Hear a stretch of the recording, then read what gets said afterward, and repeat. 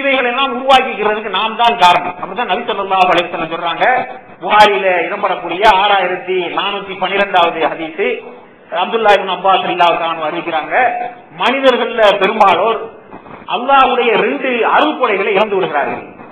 மனிதர்கள்ல பெரும்பாலோர் அல்லாஹ் வழங்கி இருக்கக்கூடிய 2 அருள்கொடைகளை இழந்து விடுகிறார்கள். அதுல ஒன்று அவர்களுடைய உடல் ஆரோக்கியம், இன்னொன்று ஓய்வு என்று நபி ஸல்லல்லாஹு அலைஹி வஸல்லம் அவர்கள் கற்றுத் தர்றாங்க. மனிதர்கள்ல நிறைய பேர் இது 2 அல்லாஹ் வழங்கி இருக்கக்கூடிய அருள்கொடை, இந்த அருள்கொடைகளை அவர்கள் இழந்து விடுகிறார்கள் என்றே நபி ஸல்லல்லாஹு அலைஹி வஸல்லம் அவர்கள் சொல்றாங்க. இந்த அருள்கொடைகளை இன்று உலகத்தில் வாழக்கூடிய முஸ்லீம் அல்லாத மக்கள் என்ற பாகுபாடெல்லாம் இல்லாம இழந்து இந்த அமைதிக்காகவும் ஓய்வுக்காகவும் ஆரோக்கியத்திற்காகவும் இந்த உலகம் முழுவதும் அல்லல் பட்டு கொண்டிருக்கக்கூடிய மக்களைத்தான் 80 விழுக்காட்டுக்கும் அதிகமாக காண முடிகிறது என்று ஒரு ஆய்வு முடிவு சொல்லுது. 80% தங்களுடைய ஓய்வையும் ஆரோக்கியத்தையும் இழந்து இந்த உலகத்திலே தவிர்க்கிறாங்க. இப்ப ஆரோக்கியம் என்பதற்கான வரையறையெல்லாம் இப்போ நம்ம வாழக்கூடிய காலத்துல ஒரு 15-20 ஆண்டுகளுக்கு முன்னால் ஆரோக்கியமா இருக்கணுங்கிறதுக்கு என்ன முறை சொல்லப்பட்டதோ அப்படி தலைகீழ மாறிடுச்சு. இப்ப ஒரு 15-20 வருஷத்துக்கு முன்னால ஒருத்தன் ஆரோக்கியமா இருக்கணும் அப்படின்னு சொன்னா நம்மளே சொல்லுவோம், நல்லா சாப்பிட்டு உடம்ப சேர்த்துன்னு சொல்லுவோம்.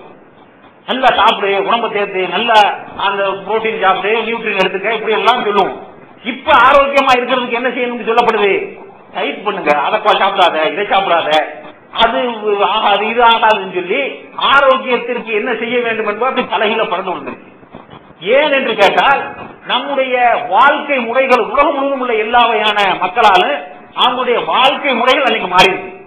ஒரு 15-20 ஆண்டுகளுக்கு முன்னால் நம்முடைய எல்லா வேலைகளுமே உடல் உழைப்புல தான் இருந்துச்சு. சாதாரணமா நீங்க வீட்டுல கூட தொடங்கி பார்க்கலாம். வீட்டிலே தொடங்கினால் நம்முடைய பெண்களுக்கு நிறைய உடல் பயிற்சிகள் இருந்தது.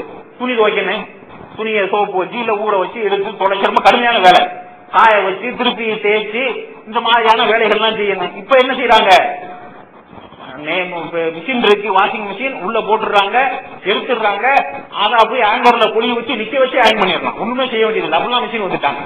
வச்சு நிக்க வச்சு இப்படி காட்டினோம்னா அயன் பண்ணி தெளிவா தந்துருது. இப்படி எல்லாம் மிஷின் வந்துருச்சு. அது இல்ல, சாப்பாட்டுக்கு ஒரு 15 ஆண்டுகளுக்கு முன்னால் போனோம் அப்படின்னு சொன்னா மிளகாய வாங்கி கொண்டு வந்துதான் அம்மியில வச்சு மிளகா அரைக்கணும். ஃபுல்லா இருந்துச்சு சூழ்நிலை, எல்லா இடத்துலயும் இப்படித்தான் இருந்துச்சு.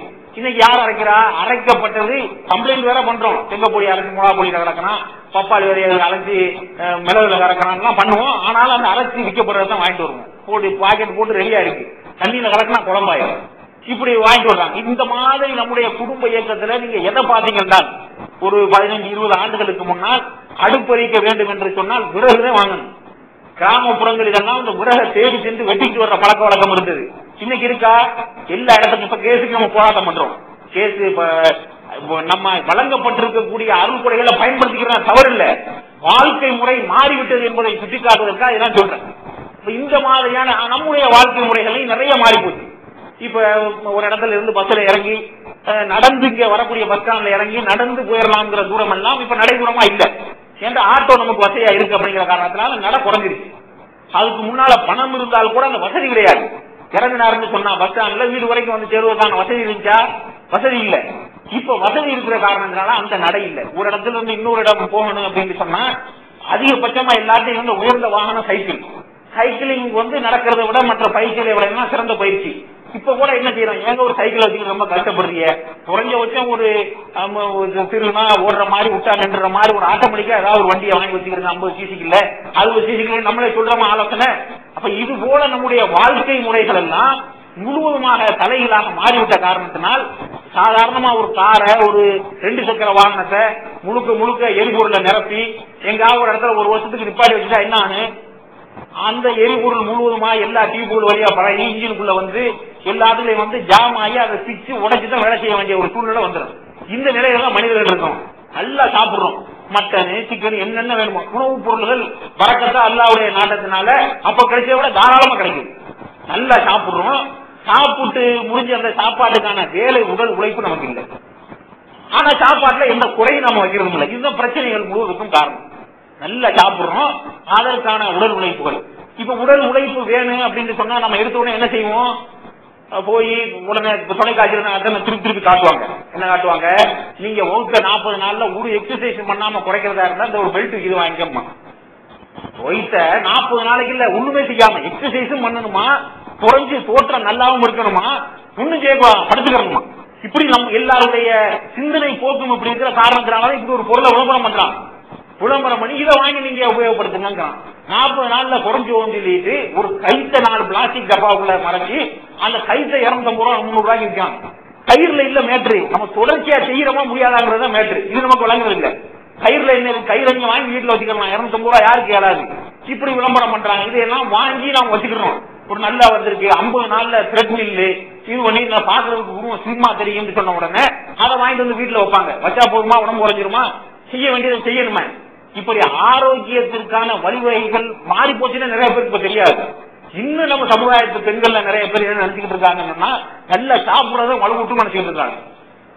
இப்பவும் கூட சாப்பிடுறது வலுவூட்டும் நினைக்கிறத மட்டும் இல்லாம மருத்துவத்தை போய் ஏதாவது ஒரு கோளாறு இருக்கு. நிறைய பேருக்கு 40-45 வயசு தாண்டின மூட்டு வலி வந்துடும். அதுக்கான காரணம் உடலுடைய எடையை தாங்க முடியாம நிறைய பேருக்கு இருக்கு. வேற வேற காரணங்கள், கால் வளையதெல்லாம் இருந்தாலும் இப்படி மருத்துவத்தை போனோம்னா அவர் சொல்லுவாரு, நீங்க உடல் எடையை குறைங்க சொன்ன பெண்கள் சொல்லுவாங்க. இவருக்கு வேற வேலை கிடையாது.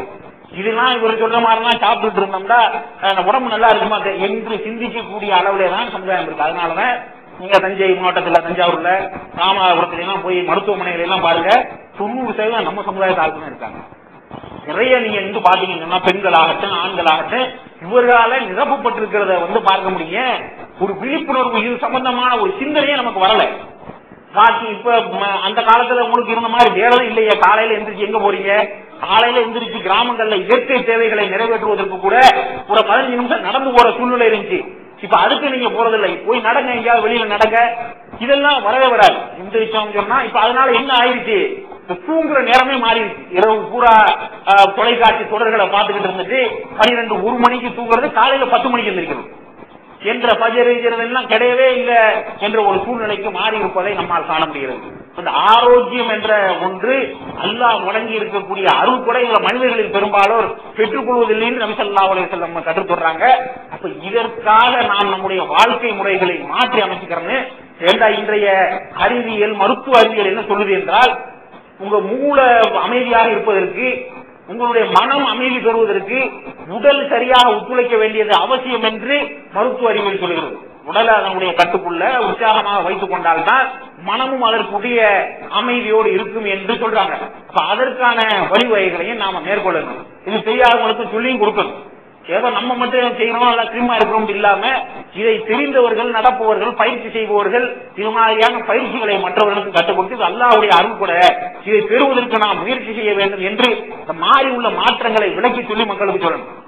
2வது விஷயம் என்ன நபி ஸல்லல்லாஹு அலைஹி வஸல்லம் சொல்றாங்கன்னா, ஓய்வுங்கிறது பெரும்பாலான பேருக்கு இல்லை என்ற ஒரு சூழ்நிலை உருவாகிவிட்டது. அது அருள்படைன்னு சொல்றாங்க. அப்ப இந்த ஓய்வு கிடைக்காம போயிட்டு என்ன காரணம் அப்படின்னு யோசனை பண்ணி பாத்தீங்கன்னா, பெரும்பாலான ஆள்கள், பெரும்பாலான மனிதர்கள் என்ன நிலையில இருக்கிறாங்க அப்படின்னு சொன்னா, பணம் மட்டும்தான் பிடிக்கும்.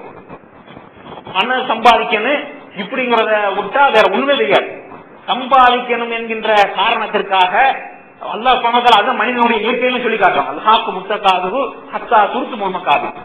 மண்ணில துணியில கொண்டு போய் வைக்கிற வரை, வாயில மண் உழுகிற வரைக்கும் சொல்றாங்க நபி ஸல்லல்லாஹு அலைஹி வஸல்லம். ஆதமுடைய மகனுக்கு வாயில மண் உழுகிற வரை பொருள் என்று ஓடக்கூடிய அந்த ஆசை கூடாது. யாராவது ஒரு ஆளை காட்டுங்க, உலகத்திலே பெரிய பணக்காரர் பில் கேட்ஸ் சொல்லிக்கிட்டு இருக்காங்க இதுவரைக்கும் என்ன இருக்குன்னு தெரியல. ஏன்னா அவர் பணம் போட்டு வச்சிருந்த பேங்க் எல்லாம் போச்சு, அதனால அவர் பணம் இருக்குமாங்கலாம் தெரியாது. இப்போ வரைக்கும் சொல்றாங்க. இப்பவும் அவர் 18 மணி நேரம் உழைக்கிறார்.